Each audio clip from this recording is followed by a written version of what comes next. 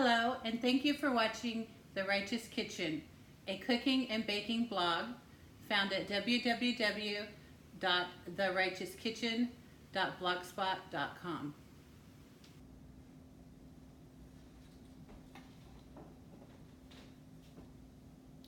Today I wanted to share with you my original recipe for all butter pie crust.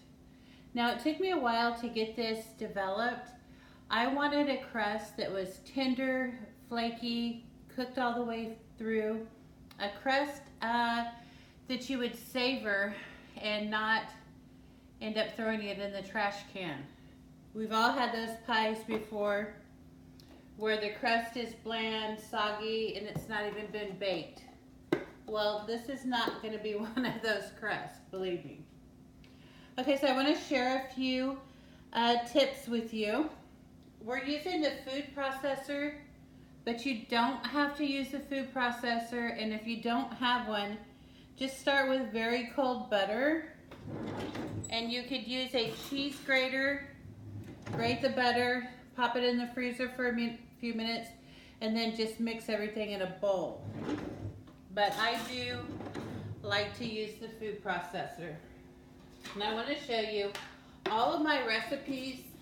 When I'm measuring flour, I'd start out like this. I have my flour in a plastic bin, and I aerate it first because it's been sitting there and it's compacted. So we always start like that, and then we scoop it into the measuring cup. So just lightly scoop it in there. Now this recipe I'm making a double batch, so that's going to be 3 cups of all-purpose flour. So I fill it a little bit full, then I'll take the butter knife and level it off. And if you're working with more flour than 3 cups, I would just dump it all out into a large bowl and then scoop it from there.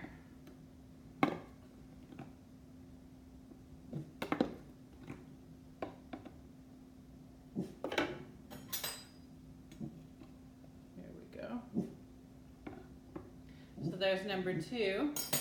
And we've got our 3rd one right here.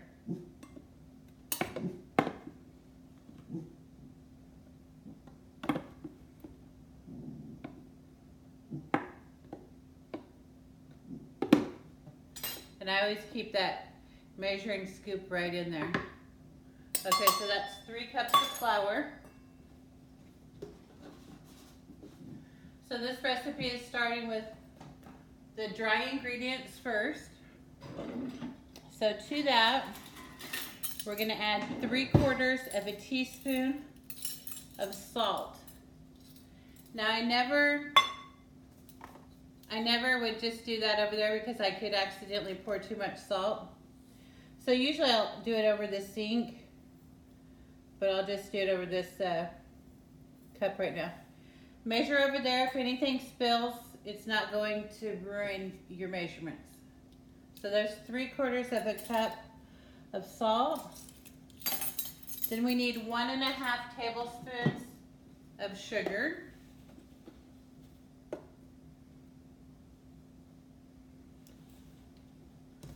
And then 1.5 teaspoons of butter flakes. Butter flakes would be something like Molly McButter that you can find on your spice aisle. It's Molly McButter is probably an imitation butter, but I've since upgraded. And what I'm using now is just 100% real butter that's been dehydrated. And I use this just to give it a little extra oomph of butter flavoring. Now I found this Hoosier Hill Farm premium butter powder. I bought this off of Amazon, and I use it in my baking and in cooking like rice pilaf and things like that. Mashed potatoes, anything I want a little extra butter flavor, I use that. So let me wipe this flour mess up a little bit. Okay, so we have all of our dry ingredients. So now we're just gonna give them a blitz here in the food processor.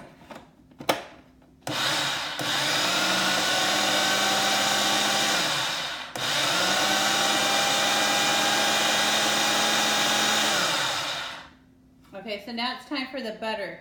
Let's talk about the butter. It's 100% butter, not margarine or anything like that.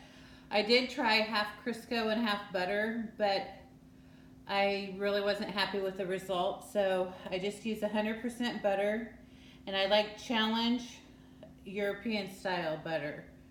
Challenge has a very good dairy, and I'm really happy with their products. So Challenge, if you're listening, hey, come on over with some sponsorships. But I do like Challenge in all seriousness, and I think if you're gonna bake, you want a really good quality butter. So what I have here is 1 cup of butter, and it's just chopped. Now this butter has been in the freezer, and it's just starting to get, chilled instead of frozen. So you want to work with a very cold butter. So what I'm going to do now is just give this a blitz and get this. I don't want this butter fully incorporated into the flour. I just want the flour to look like it's sandy looking.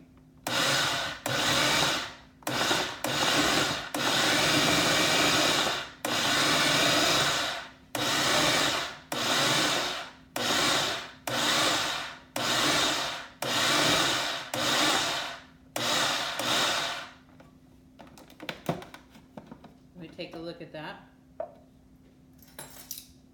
and I'll show you.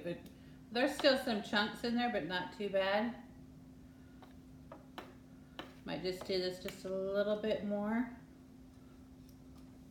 but it looks kind of sandy.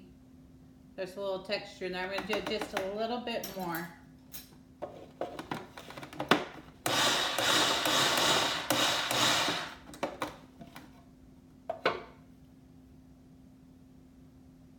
We want it like that. We don't want the butter completely absorbed into the flour. All right, so now it's time for the ice water, and I'm going to start off with about 3 tablespoons just to get this going. But a lot of people will make a mistake and they'll just dump the water in. Don't do that. Just go real easy, a tablespoon or so at a time, because you don't want this too hydrated. So we're just going to start blitzing.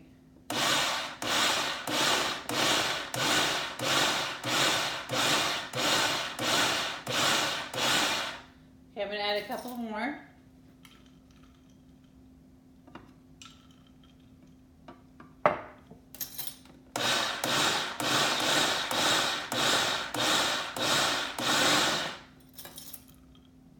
I'll do 2 more.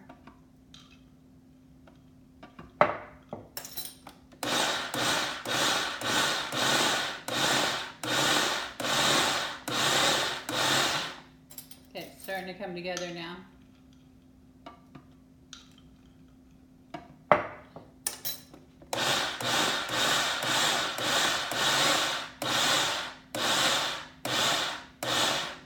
Give it 1 more. We're at 9, and this will be 10.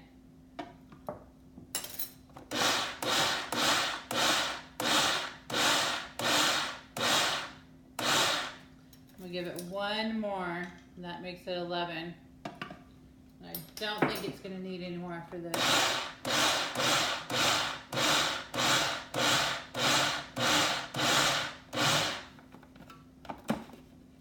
So we're just pulsing it. And see how it's starting to stick together? I'm going to pulse it just another couple of seconds here.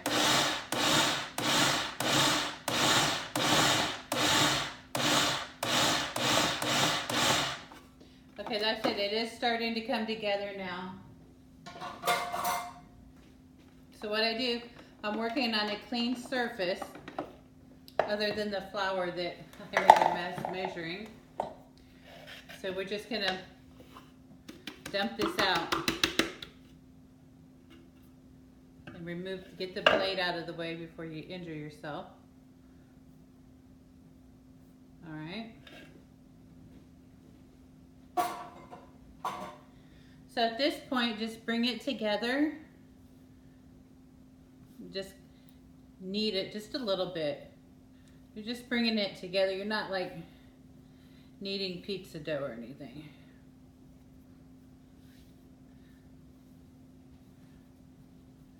All right, so this is a double recipe. So I'm going to just get it together and cut it in half.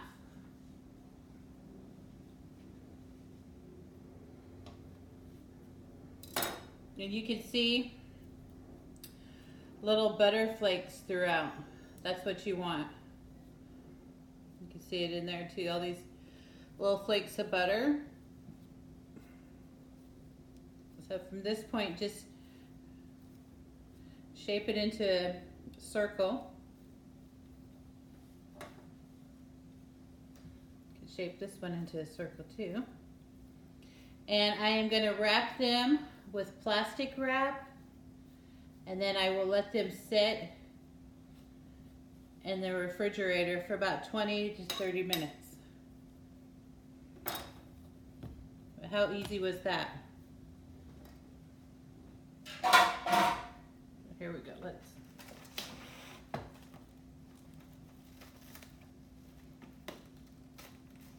Now these also will freeze well. It's nice to have frozen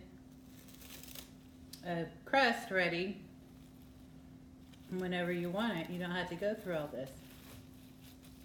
So there's one.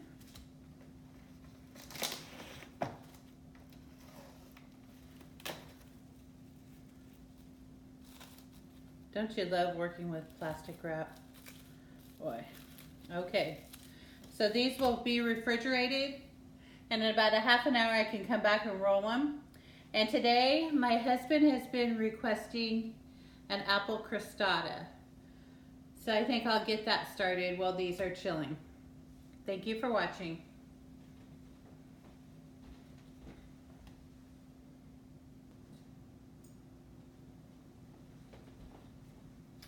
Okay, I am back and ready to roll the pie dough for the apple crostata. So I'm going to bake on this tray that's lined with parchment, but this parchment's also going to serve as a template for me to kind of let me know exactly how big my crostata can be. So when it's finished, it needs to be between these two folds. So I can go a little bit beyond that because it's going to fold in. All right. And you can see this is chilled up. There's butter flakes throughout. So that's going to be a nice buttery tasting, flaky pie crust. So I'm going to show you a tip that I like to use when I'm rolling my pie dough. This here doesn't involve getting your countertop messy and having to flour the board or everything. I'm using my parchment, and I'm going to roll it directly on the parchment. It's going to make an easy transfer back into the pan. So I'm just rolling it right in between the parchment and the plastic wrap.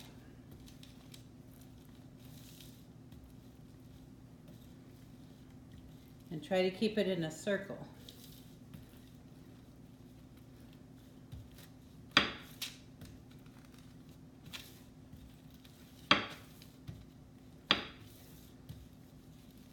A little bit hard at first until you thin it down a little bit, and then it'll get easier to work. But it's a great dough. It's not sticky or anything like that.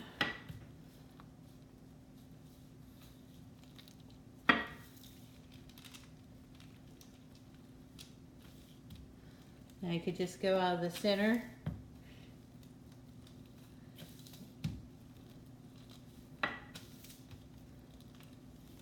Now this is a rustic pie dough, so you don't have to worry about anything being perfect.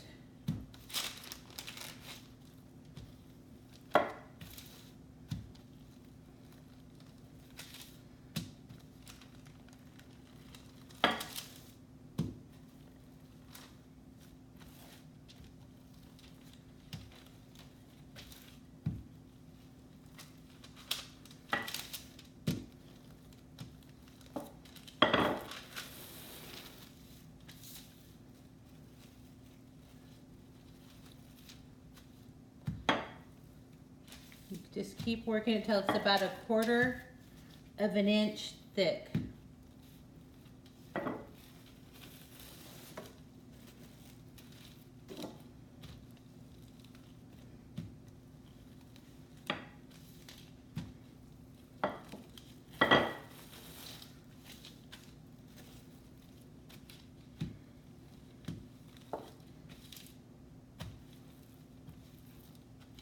I think we're almost there.